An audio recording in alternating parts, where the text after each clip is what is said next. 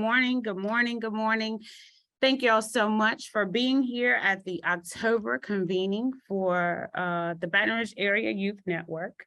We're excited that it's fall and we're excited about the leaves changing. And so we're just here to celebrate after school programs and let you know what BRAYN has been up to this last month. If you can go ahead and use the form that is in the chat to sign in, we would really appreciate that. All right, so on today's agenda, we're going to get grounded. We're going to have our BRAYN coffee shop, and then we're going to have our speaker, Bree Spielfogel, who's here to talk to us about students with exceptionalities. From there, we'll have our speaker Q&A and our BRAYN announcements, as well as community announcements. From there, we will say goodbye for now. If you haven't yet, I'm going to say it again, please use the form to sign in. Now we will have Cindy Bonin from the Convening Working Group to affirm the organization. Good morning, you guys. So at the start of these convenings, we always want to affirm the organization and go over, for you guys who need reminders, we all need reminders of why we're a part of this, what's the importance, and what's our goals here. So BRAYN is a network for youth organizations that provide one or more of the following: after-school youth programming, summer youth programs, and/or wrap-around support services for youth. Our goals are to build the youth services field to improve how communities and schools work together to create more equitable outcomes for youth in the long term, and increase youth engagement in high quality out-of-school opportunities. Our 3 principles of practice are community.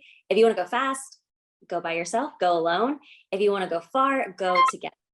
The quality of our relationships and trust matter. Move at the speed of trust. And collaboration, we can fight for the scraps that fall off the table, or we can build a bigger table together. Collaboration builds the table, and that's what we're here to do. And consensus, this process requires us to slow down, take time to build shared understanding, and value equity in decision-making. All right, back to you, Jasmine. Thank you, Cindy. So as I stated on the agenda today, we are going to go into our BRAYN coffee shop. We value you, and we want to make sure that we share information about your organizations with other organizations. It's why we are a network. So today in our BRAYN coffee shop, we are going to go into 4 different rooms with Dr. Harrison from the Guardian Initiative, Courtney Scott from Big Buddy, Lucy Pereira from Line for Line, and Amber Alexis from Go Learn Solutions. And we are going to talk about organizations. So share who you are, share exciting news, something people don't know about your organization. Every organization has something unique about them, or something that people just didn't realize about their organization. So share that and share upcoming events. And so at this time, Forrest is going to start putting everyone into breakout rooms. Thank you, Forrest. Thank you all so much. Now that we are back together, we would love for each of the facilitators to just give us an overview of what you all talked about in your breakout rooms. So if we can start with Dr. Harrison's group. Lisa with My Grit course is working on a new app to increase critical thinking, which is really cool. And then Danica, she actually has a huge focus right now with the community kids after school club on special ed services and finding those gaps with the students learning and addressing those and trying to supplement them. And she sees that the schools, they have accommodations, but sometimes they don't supplement the curriculum. So that's really cool, and also goes really well with the convening today. And Hillary Perret with the Knock Knock Museum, they just got a new executive director, and their day-to-day life is feeling a lot more normal, a lot more engagement. you know, versus all the COVID time. And Carrie Patterson with the LA Balance of State Continuum Care, which is addresses homelessness in Baton Rouge. They have a monthly meeting coming up and a quarterly meeting on November 7th, which is open to the public. And so you guys know people who like youth that are experiencing homelessness, they're there to help that and, you know, work with everybody who's having that issue. And Kathy with LPB, just wanted to remind everyone of the free texting services that they have. So to send out all of our events to the community that get their texts. Thank you so much for that. Those highlights, man, that was some really great information. Oh, it was. We will make sure to share the Google Doc with all of the information when we do the recap of the convening. So you can have all of that and share accordingly.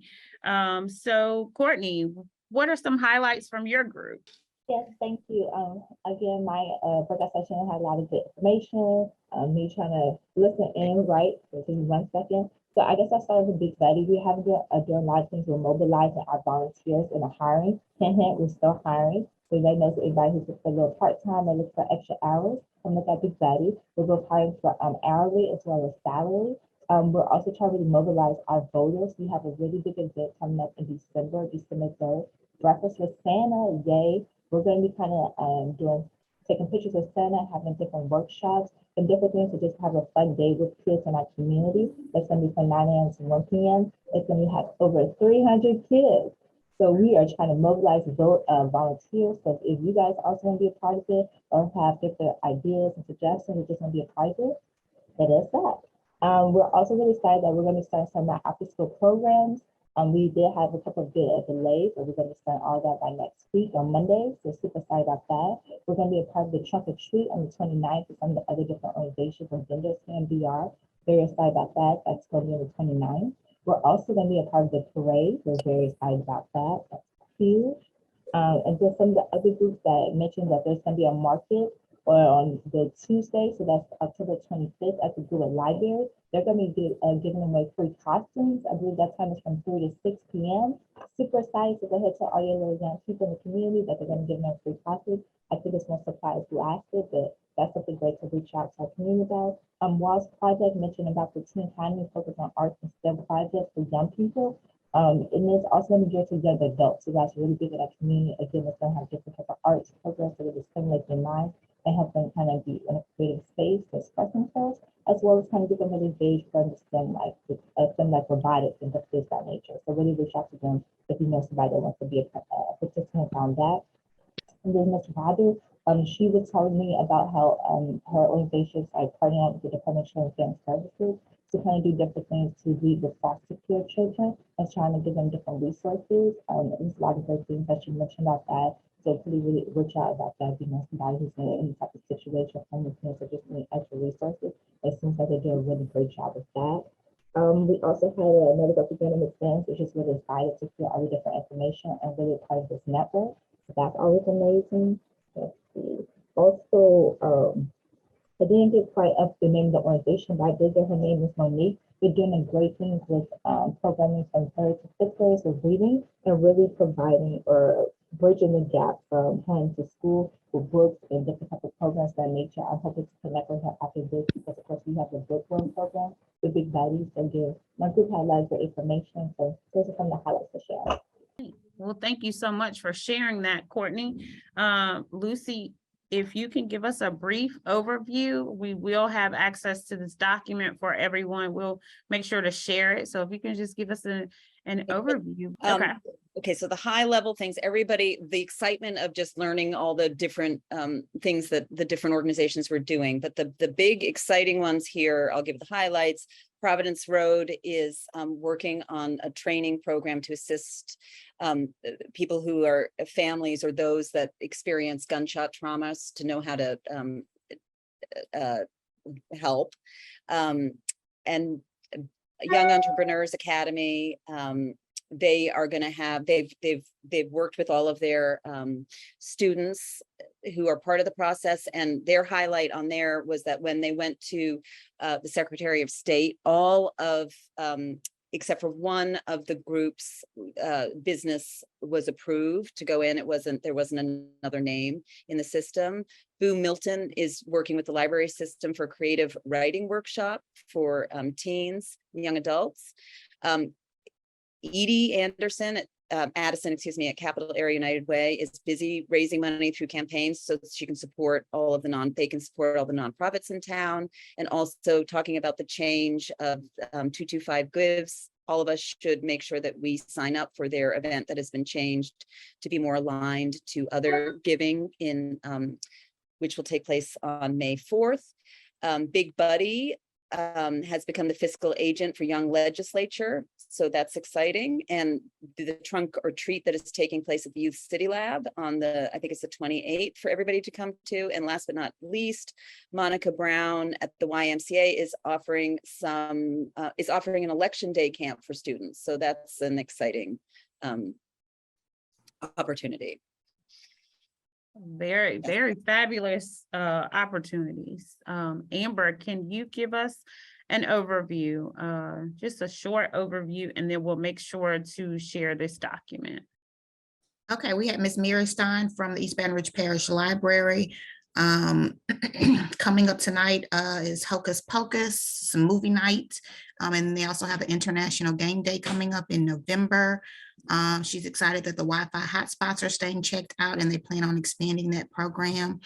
Malia Mathis from Big Buddy is heading up the Safe, Hopeful, Healthy initiative with the mayor's office and school system, and they're excited that Big Buddy turns 53 on Monday. SK Grow with the Walls Project is excited about some of their students will be featured at the farmers market on Tuesday at the library.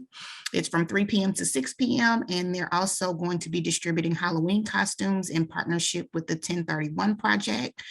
Mr. Eric Lewis with Baton Rouge STEM has a Science of Basketball STEM Saturday event coming up on November the 5th, and also looking for more volunteers cleaning up a community garden at Park Ridge Academic Magnet in Baker in memory of one of their students. Ms. Jan Ross with the Huey and Angelina Wilson Foundation is excited about her meeting next week with trustees where she will be reviewing grant applications. Avery Malatesta from Big Buddy is also excited about working with the Safe, Hopeful, Healthy students. She'll be meeting them, her students and teachers very soon for the first time. And their trunk or treat is coming up on October 29th in downtown Baton Rouge. And I'm Amber Alexis with Go Learn Educational Solutions. And we have an Hour of Code event coming up on December 10th in celebration of Computer Science Week. Wow, so much going on, so many ways to develop the youth. And I have to say personally, we have a annual Hocus Pocus night with my niece. So kudos to the library because that's a really cool movie. I don't know how I feel about the second one yet, but I definitely love the first one. And so with that, we are going to go ahead and introduce our speaker. Mrs. Bree Spielfogel is here from Louisiana Key Academy, where she is the counselor. And so Bree is going to talk to us today about students with exceptionalities and how programs are able to assist those students. Bree, thank you so much for being here. We appreciate you. If you can tell us a little bit about yourself, we would appreciate it. Yeah, sure. I'm gonna share my slides because I actually have some things about myself on here. And I will, right after I'm done with the presentation, y'all can have the link to this PowerPoint and access it all or whatever. So, oops, not that one. All right. Let's see. All right, can you guys see that? Okay. So like she said, my name is Bree Spielfogel. Most of the time I just go by Bree because my last name is a handful, especially for little people. And I was asked today to talk about the inclusion of students with exceptionalities in your programs and how y'all can go about supporting them. But I actually did change the title of this presentation a little bit to just accepting or the inclusion of all students. Because as you're gonna hear about today and some of the principles that are emerging in the inclusion model, it's really becoming more of a focus on just how we can access like all students. And so you're gonna hear more about that. But to introduce myself, so I'm Bree Spielfogel, as she said.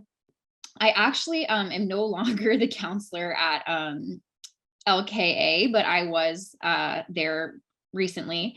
And what I do now, this is probably a good service for y'all to know about if you have any early childhood participants in your program. Because now I work as an infant and early childhood mental health consultant, which I always just say is like a very fancy way to say I'm a counselor for babies and toddlers. And it's a really cool service that's provided free to caregivers of babies and toddlers. We mostly work in daycare centers and childcare centers, around the Baton Rouge region. But if you have caregivers of young children, if you have young children at your service, you can still reach out to me and ask, questions that you might have. So if you want to know a little bit about what I did before that, I was mostly in special education and EBR. I worked as a teacher and an administrator in the special ed departments. I also had a stint at the Baton Rouge Youth Coalition with Forrest. And also my husband is Lucas, if anyone was wondering. There are not two Spielfogel families in Baton Rouge, just one. So I was, again, asked to talk about the inclusion of students in your after school programs. And I was like really excited at first. I was like, oh, this is great. Like, I love this because I think that this is a conversation I've had with organizations before pretty often, right? Because you get lots of students and they have lots of different needs and you feel like you don't always know how to meet them. And most of y'all are like, hey, we really want to do right by the kids that we serve. What do we do? Then I quickly got very nervous about this presentation because, as you can see from this visual that I put on here, I feel like this is something we could talk about for like a week-long everyday training. And I have like that blue dot in the center to like cover the topic. So I really tried hard to make the presentation really simple and straightforward so that you could leave this little half hour, section with maybe just like thinking about these things. And then if you want to talk more about them after, you can always like reach out or just use the resources that I referenced to talk about them in your organizations. So I narrowed it down to three like sort of key takeaways for today. And they're right here. So the first is to challenge your beliefs about students with exceptionalities. The second is to be curious. And the last one is to collaborate. So let's see. Before I started, I wanted to kind of make a disclaimer that it's something I'm really working on as a counselor, and I think we should all work on, which is that there's so often in special education that we have a lot of conversations about people with special needs without actually inviting them to the table and including them.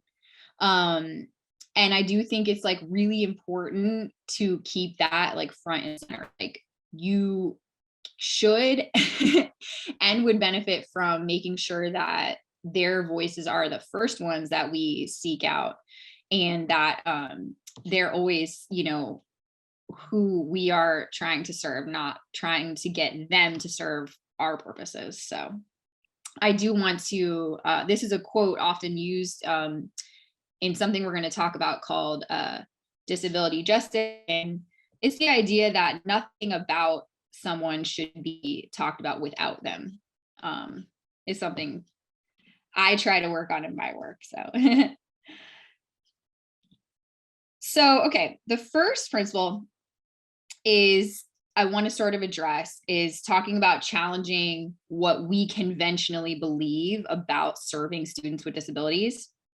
I am trying to keep up with the chat, so if you write something, I'll try to look. But this first key principle is that we live in a society where we get a lot of conventional ideas about serving students with exceptionalities, and most of those ideas come from school, right? And you know, there are systems in school that really work well and they're there for good reason, and there are systems that maybe we need to challenge and think about. And I think that after school programs have like a unique ability to do that. So there's two sort of emerging themes that have come about recently. They're not necessarily new, but just becoming more prevalent in conversation about serving people with special needs or exceptionalities, and they're disability justice and universal design. So disability justice is newer than universal design.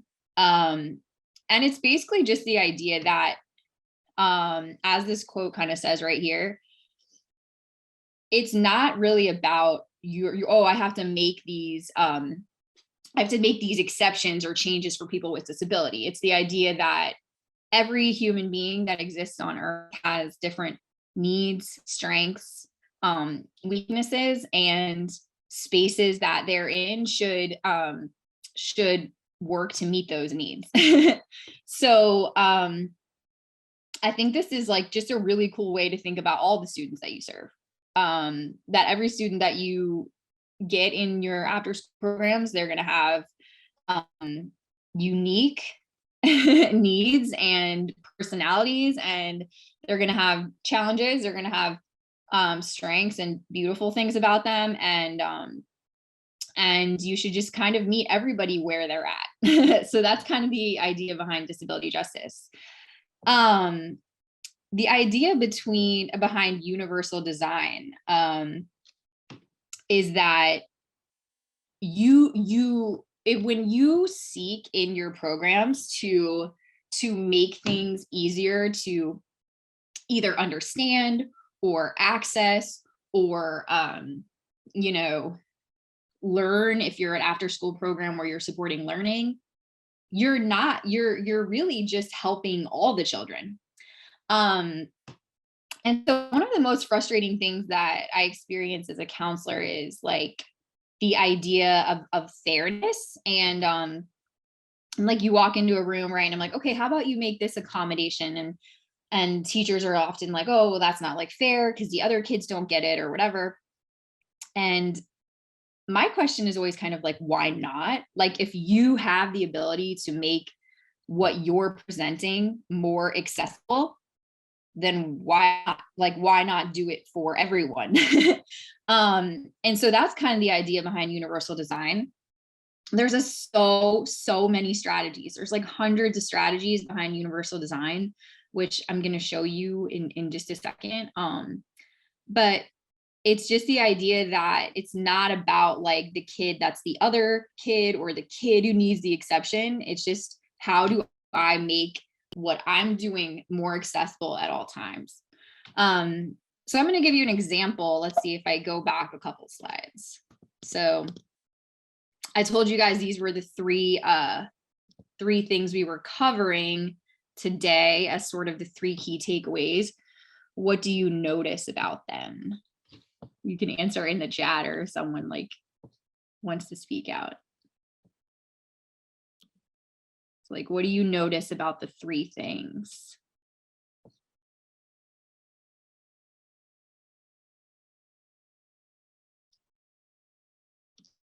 I feel like you guys are probably thinking too hard.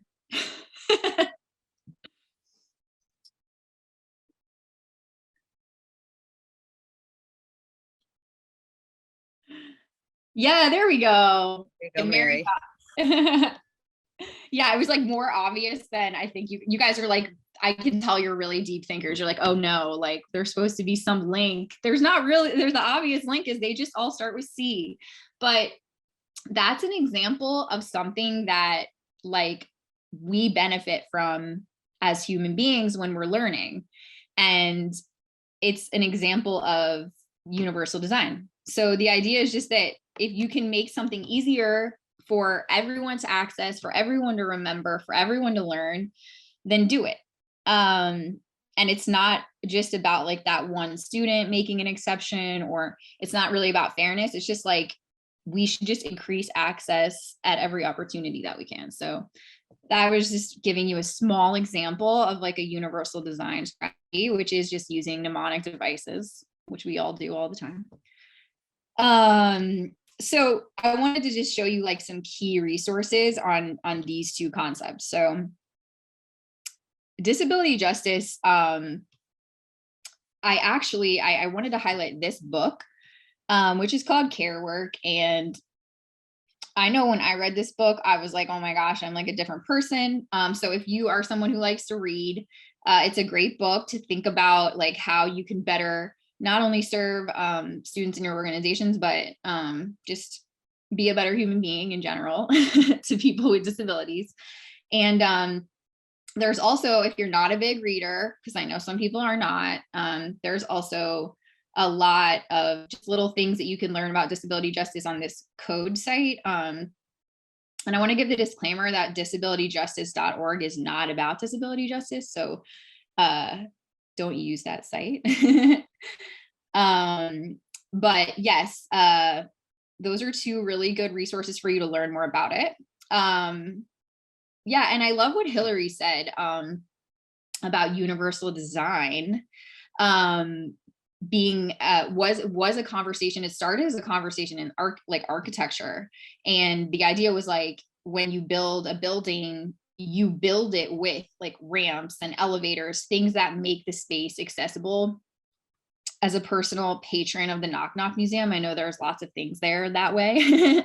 And they think about like the sensory needs of people who go there. Maybe people don't like loud, spaces. So there's like headphones, maybe people, have different needs. So this is like an emerging idea in many different spaces, and education being one of them. I wanted to show you one particular resource like to highlight, and it's this strategies toolkit, which I realize I might have to share.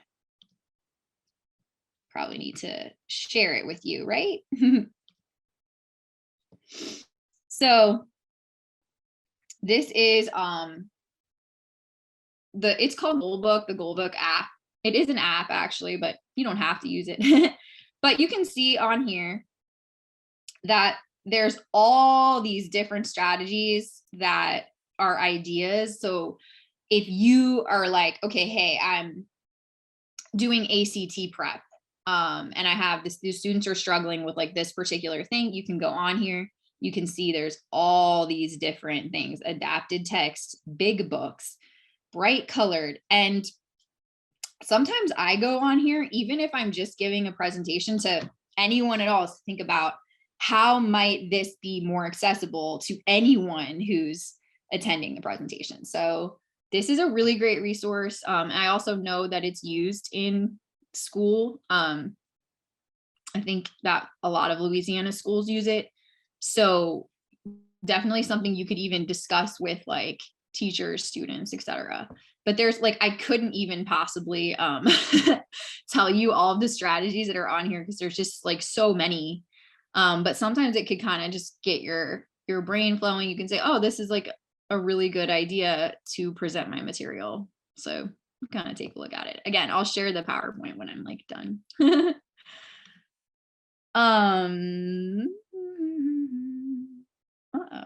let's see.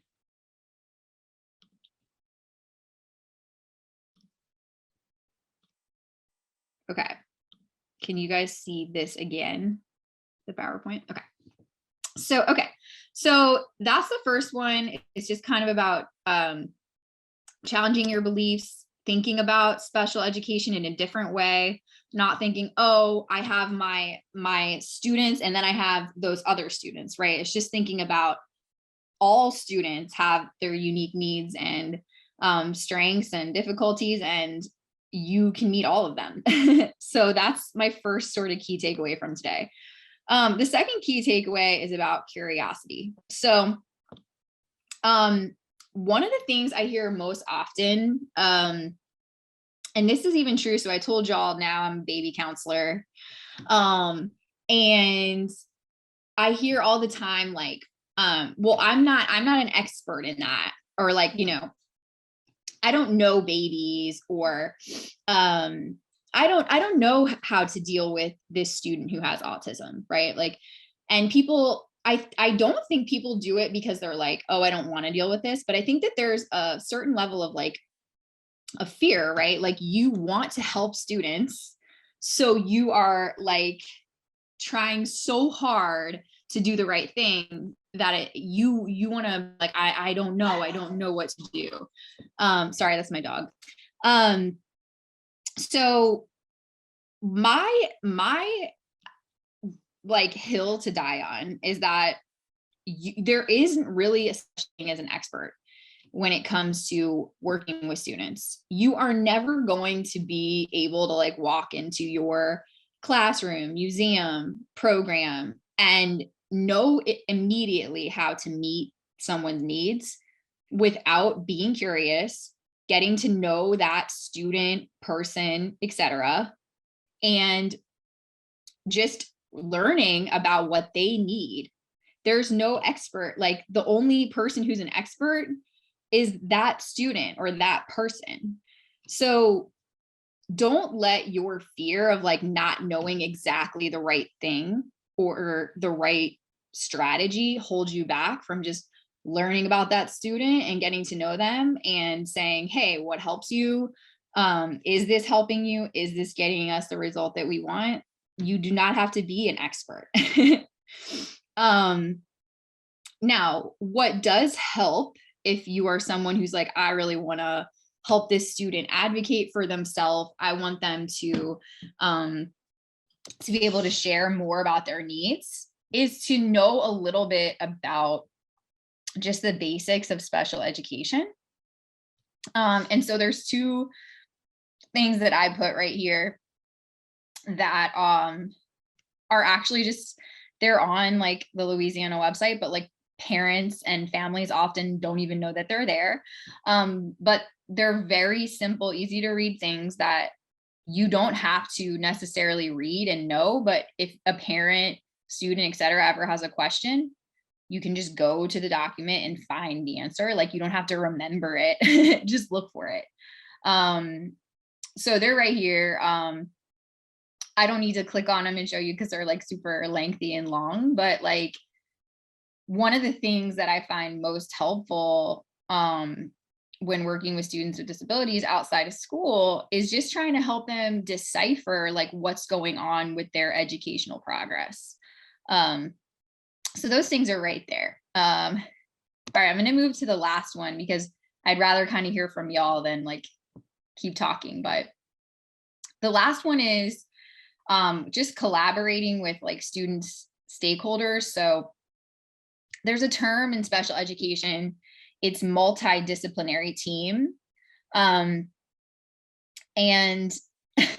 it's something that I think parents, even teachers and students, the concept is there, but it's not always reality. That there is this sort of multidisciplinary team that meets to talk about the students' needs and goals and kind of works together to help the student with those goals, like, and help them come to fruition. But it is there. And the reason that I make this such a big point in the presentation is because it's actually a law that the multidisciplinary team, the people who are, you know, taking care of students, teaching them, meeting their needs, it's actually a law that this happens. So if you're an organization, one of the first things that I do if I go somewhere and they say, I don't know how to serve this student, one of the first things I do is say, well, let's ask the people who are on the team. And you can do that. And a parent can actually call together this team at any given time. So a parent can say, hey, I want his teachers and like, I want to invite this after school person, and we can all talk about what this student's goals are and what strategies they get at school, what accommodations and modifications. And we can talk about that, and we can make that happen after school too. The only thing that you need is parent or family permission. I like really love this strategy because I find that one of the biggest issues with serving really any student, but especially students who have exceptionalities, is that there are so many people in the community sometimes who want to help, and they're doing something. They go to school, they go to your after school program, maybe they go to another one, then they go home. And if we don't all get on the same page about their goals, and we don't all get on the same page about their needs, it ends up being very sort of cloudy and confusing for their families and for them. So like, I talk to parents all the time who like literally have no idea who the team at school is, and they don't know what their goals are. And when I think about the lack of clarity that must exist for the student, like, how can we expect them to meet any kind of goal if they don't know that goal, and they don't even know what they're supposed to ask for at their after school program? So this is one of the first things that I always encourage families to do, is just like, hey, we need a team of people wrapped around this student, loving this student, but the team has to be like on the same page. Okay, I only have like a couple minutes, so I'm going to give my last little spiel, but these 3 C's that we learned are universal design. So challenging your beliefs and being curious and collaborating with others actually all can happen in just consulting. So I know consulting is like a fancy word that like business people use, like whatever. I don't really know what that means all the time, but what I know about the word consultation is it's really just a way for you to talk to someone else about your ideas or an issue that you're having, get feedback on that, and then try to do better. So you can consult even with other people in your organization. You can just say, hey, like, remember that Bree lady? She sent this like list of strategies. Let's go through it. Which ones do you think are good for this student? Okay, I'm gonna try this week. This one worked, this one didn't. Cool, let's move to next week. So the key is just like, again, that you're never going to be the expert on that student. You're never going to walk in the room and meet every single student's needs every time that you walk in, but that ongoing consultation and conversation is what's like really important to their growth and development. Yeah, and you can consult with each other. You can consult with somebody who works in education that you know, or you consult with a counselor, and you can even, if you need to, just reach out to me. So something I was talking a lot to Jasmine about was at BRIC, I can just speak from a couple times there. Like, I think most of you know BRIC is like a college access program. They do a lot of like ACT programming, things like that, things that are very school related. And a few years back, they were recognizing like this gap in, hey, we have these students who have exceptionalities at school, but then they're coming to like ACT class and we don't necessarily know, anything about them. So they've done some work in recent years to kind of like mold those gaps. Most of them being with the 3 things that I mentioned in this presentation, which is just collaborating with that student and their family and communicating better. But I do think it's something that's like really, really important. And obviously you guys are recognizing that need too, since you brought it up as a topic. So, but that's all. Maybe now you get to ask a couple of questions. All right, thank you so much, Bree, for being here, for presenting to us. And I'm glad you mentioned BRIC. Yes, BRIC is a BRAYN member. And so since they've already started the work that Bree spoke about, please don't hesitate to reach out to Forrest or someone on the team to ask them like how that's working for them and what are the best practices. That's the whole point of the network, to, you know, share the resources. And so Bree, I just want to like thank you for the resources and the, you know, plethora of strategies that you showed. That resource will help organizations, you know, take a deeper dive and figure out which strategy works best for the students that they serve. But I will say an additional takeaway that I had was that nothing should be talked about without them. That is so true. I actually was just having a conversation yesterday with a member who is thinking about developing a program for parents. And so she was, I mean, fantastic ideas. And the first thing as she talked, I said, well, have you all surveyed the parents to see like what they need? And the answer was no. So when you said that, I was like, some things, you know, some things seem so obvious, and they are, but you know, the passion, you know, I think sometimes we just forget to make sure that they are included. So thank you for saying that. And yes, that was a takeaway. I will pass it on to Amber, who is going to lead our Q&A.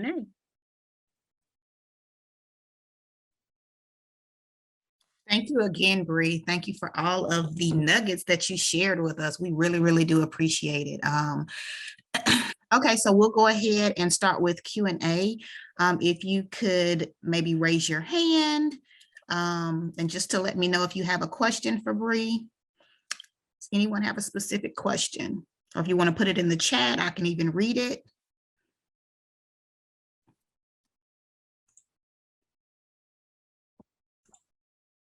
Okay, I see Anna's hand. Okay, Anna, go ahead. Hey, Bree, thank you so much for this. This is such an important thing for us to be thinking about. And I'm definitely feel like I'm on a learning journey, and it's exciting to you know, be having this conversation. This isn't so much a question, but I imagine that you might have some thoughts on it. One thing that we realized this summer when we were enrolling young people for our summer program was that we could just include a simple question about whether or not young people had any health concerns or learning needs, you know, or just, you know, any needs. And then sometimes people are going to disclose things there because, like you said, at BRIC, we don't have that data sharing with the district where we're going to know that already. And even so, it might not really be a very full picture. And so then what we did was we just reached out before the program started and had conversations with parents about, like, tell us about your child, what can we do? And then we just shared that information with everyone. So it's just a little thing, right? But it just kind of like helped us to be a little more aware as young folks were coming into the program about what some of their needs are and what strategies have been helpful for them before. So just creating a little space of listening at a time it's been a shift for us that is exciting. All right, thank you, Anna. Bree, did you want to respond at all? I mean, I think that's like amazing. And I think that you made me think of I recently started my own boy, he's only 1, in daycare.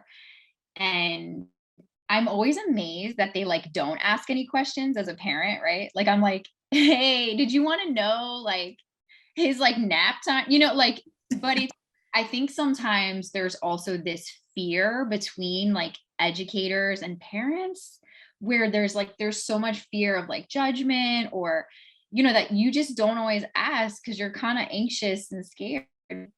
And so I actually just went to his teacher and like had like a conversation because he was like a little struggling a little. He was like crying every day. He missed mom, whatever.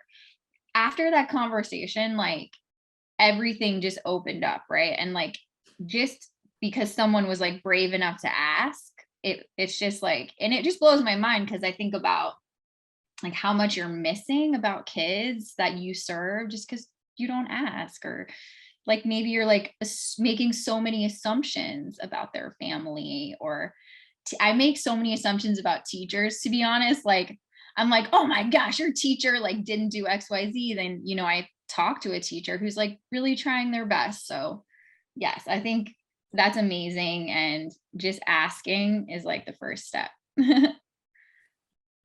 Okay, we have time for one more question. I see SK has his hand up. All right, SK, you have the floor. Yeah, I was thinking about this in terms of, well, first, let me just say thank you so much for this presentation. But I was thinking about this in terms of like our staff and how we relate to each other and how we can implement these like principles of disability justice and universal design in what we do for each other. Because I think one, it's just so important. And two, that's a really great way for us to like learn how to actually practice these as we bring it out to students and families. And so Bree, I was wondering if you had any recommendations for organizations that wanted to implement this with staff and amongst each other first. Yeah, I mean, I think that I can definitely like locate some and like send them, but I think that just the principles of both disability justice and universal design, like I think if you just started like diving into those two topics, they're applicable to basically anyone that you, whether it's an adult that you work with, a person that you interact with on the street, or a student that you work with, right? It's just the idea that like it's very difficult sometimes for marginalized groups to access what everyone else is doing, and we have to ask and we have to help them like feel comfortable communicating their needs, which is really the idea, right? And we always, you know, sometimes like I know as a parent I'll be like, why don't you just tell me what you need? But the thing is when we don't make spaces comfortable to do that, we know that that's like really hard. So I think the principles of both of those things are really applicable. So if you like to read, I really do suggest that book. But some people like are like, I'm not reading a book. Okay, great. We have 2 more minutes left. So does anyone else have a question?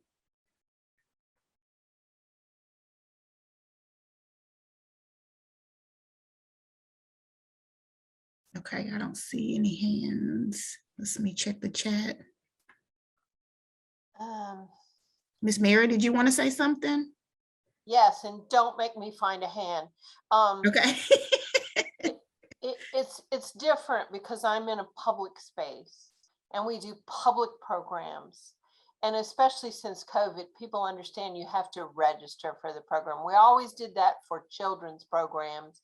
We didn't do pre-registration for teen programs so much, but a successful program with kids or teens, you depending on what the program is, if it's the ballet, sure, 300 kids is great.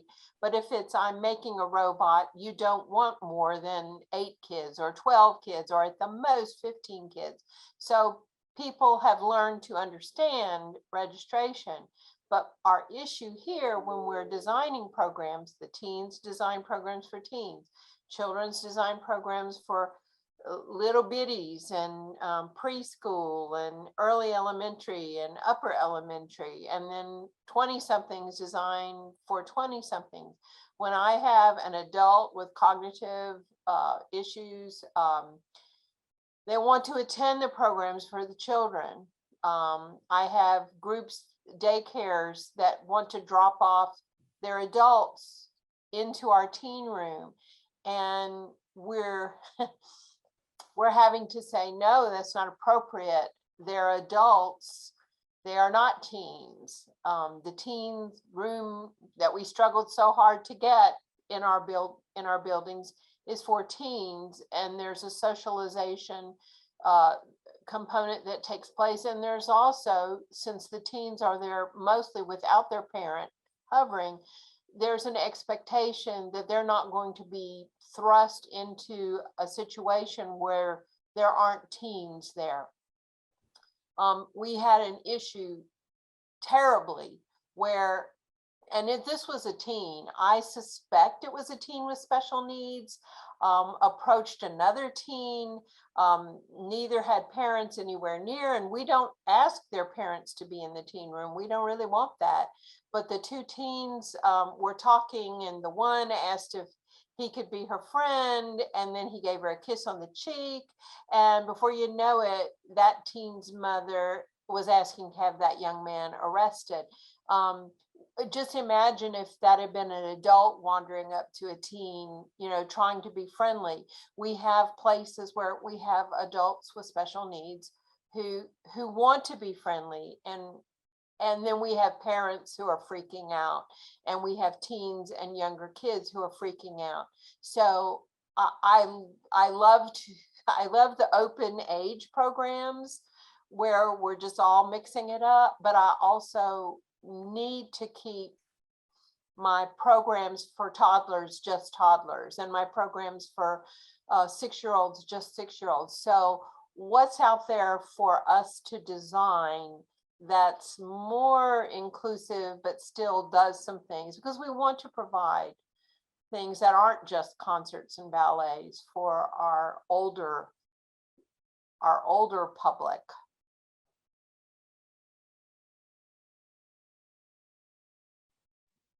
I'm gonna have to think on that one. But well, I think your question is just like how to navigate different age groups in your setting. Yeah. Okay. I'm gonna think about that and reach out to you if that's okay. That would be wonderful, because the parents of the older, let's say the parent of the older teen is vehement that we allow that older teen into a program for 4th graders, and that's not appropriate. And Mhm. we'll also have the parent of the gifted child who's angry at us for not letting a 4th grader into a teenage program, and that's not appropriate. And so, you know, we're trying to be Switzerland here, but at a certain point, I need to protect the socialization aspect of the program. Mm-hmm. Yeah. I'm gonna think about it, or I'm gonna be curious too, and look up some stuff and ask. And to Morgan's point, we've thought about duplicating stuff, but y'all, we have 25% open vacancies.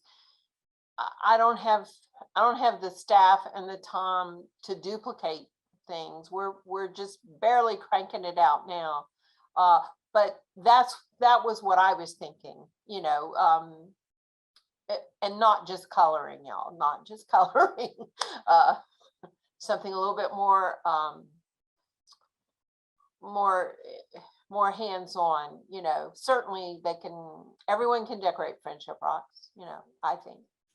But I gotta look for a whole suite of stuff like that. And maybe that's one thing. We have a lot of people that always want to volunteer, and really, I know they just want to read stories to babies, which we're never going to allow, but maybe they could run some things like that with us, for us, alongside us. I don't know. Well, you have a lot of wonderful programs, and I've shared those on Bright by Text. So thank you. Thank you. And I Thanks hope for we didn't sharing. send too many people. So, Yeah. but thank you. Thank you. Well, Mary, thank you for sharing that. And Bree, thank you for following up with her. You know, to answer that question, my family has personally used the library, and I do understand Mary's challenge, but I also understand the need for inclusion. So I look forward to that collaboration to help the library, which will help all of us. Help all of us to be more inclusive and to just learn, you know, culturally how to be inclusive. And Amber, thank you for facilitating that Q&A. We are going to start on our last piece of the agenda, which is the BRAYN announcements. BRAYN is so excited to promote your programs. It is part of the mission of the network to promote your programs. In the last couple of newsletters, we talked about a few ways that we can promote your programs. Thank you to those who did drop off candy to Big Buddy. Along with your promotional items, they will be used at 2 events, the trunk or treat that I'll talk about in a few minutes, and the trick or treat with the deputies. Thank you so much. They are so cute. If you do stop by, make sure you let them know it's for BRAYN because they are collecting as well. Apply for membership and certification. We've announced a couple of times to work in the school system next school year, you will need to be certified. So go ahead and start on that process. Now the membership working group works together to get other organizations certified. We worked on 2 applications this month. And so you will be receiving emails from me, those 2 organizations that applied. You'll be receiving emails from me next week. The participation in the working groups, it's up, and it's been really exciting to meet new people and learn more about organizations. And we need more of you in the working groups. So please sign up for a working group if you have not. If you want more information about the working group or your availability has changed or something, just reach out to me and let me know, and we will see what we can do. The BRAYN newsletter is up, running, and being sent out. If you are not receiving it, please let me know. Send an email to admin@OurBRAYN. And let me know that you are not receiving the newsletter. We want to make sure we have the most up-to-date email address for you. BRAYN was at the school board meeting last night. Ms. Gay Mack from Big Buddy presented about the importance of after school programs, BRAYN, and for Lights On After School. So thank you to Big Buddy, the Guardian Initiative, the Boys and Girls Club, and the Walls Project for serving on the Lights On After School Ad Hoc Committee. If you didn't get a chance to see yesterday's paper, please grab a copy. The Ad Hoc Committee decided that a letter to the editor was a great way to advocate for programs and for the Lights On After School. And so BRAYN made the paper yesterday. A special thank you to Dr. Harrison for writing it. And so this is why updating your information pages is so important. I was at the Hawks Fest at Westdale Middle, and Dr. Harrison can attest to me not letting a single family pass by without talking to me about BRAYN, but also receiving a demo of our youth locator. So please, please, please go and update your information pages. This is how families will find you. Lastly, the next convening is November 18th from 10 a.m. to 11:30. It will be on Zoom. It is the last convening of the year. We will not have one in December. So please prepare to share information about your events and for November and December, or whatever you want to share with the network. If you can get it to me a week before the next convening, if you want me to put it in a slide, that would be fantastic. That way I can make sure that we have it for the membership.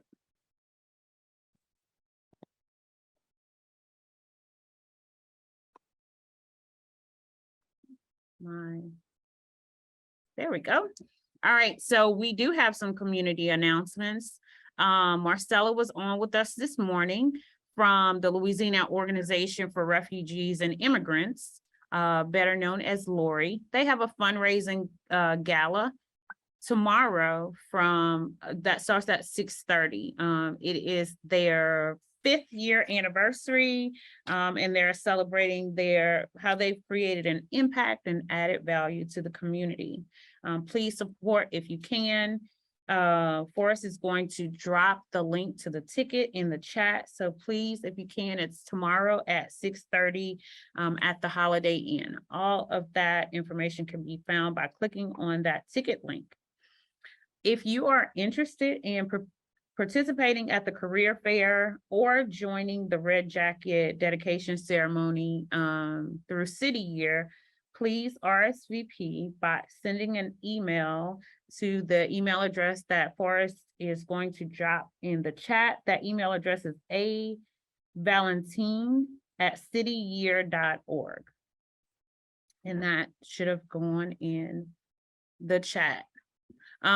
These are two community events that BRAYN will be promoting your programs as well as BRAYN. We'll be promoting BRAYN and your programs at the Safety Place Trunk or Treat Spooktacular in Community Bike Ride. It is October 29th from 2 to 5 p.m. If you are interested in being a vendor, they are still, I think today is the last day that they are taking vendor applications. Forrest just dropped that in the chat. And so Crystal will be happy to have vendors out to decorate their trunks or tables and bring fun and safety to kids for Halloween. But if you cannot make it, you still have until today to drop off candy and promotional items. Thank you to those who have already done so. But if you can drop off candy along with promotional items to the Big Buddy office today, I'll make sure that we get that distributed. Lastly, we have the annual trick or treat with the deputies at Benburge Park. We will also pass out candy and have a table there. And if you would like to join us, you can use the email address that Forrest just dropped in the chat, robin.bennett@healthybluela.org. And that is at Benburge Park, October 31st from 5 p.m. until 8 p.m. All right, so those are all of our announcements. Does anyone have any questions, any shout outs, anything else that they want to talk about that's going on in October or November, something you didn't get to say in the breakout rooms? I know we had to go through that to stay on task. Anybody have anything else? Jasmine, there's one in the chat from Mary. Thank you. Oh, they're actually, okay, so I see, yes, Mary said the Louisiana State Book Festival is next Saturday downtown. It's a great family-friendly day at the state capitol, state library, state museum, and all over the street. I absolutely love that event. I look forward to it every year. Someone else said, oh, okay, Mary also said the Hocus Pocus.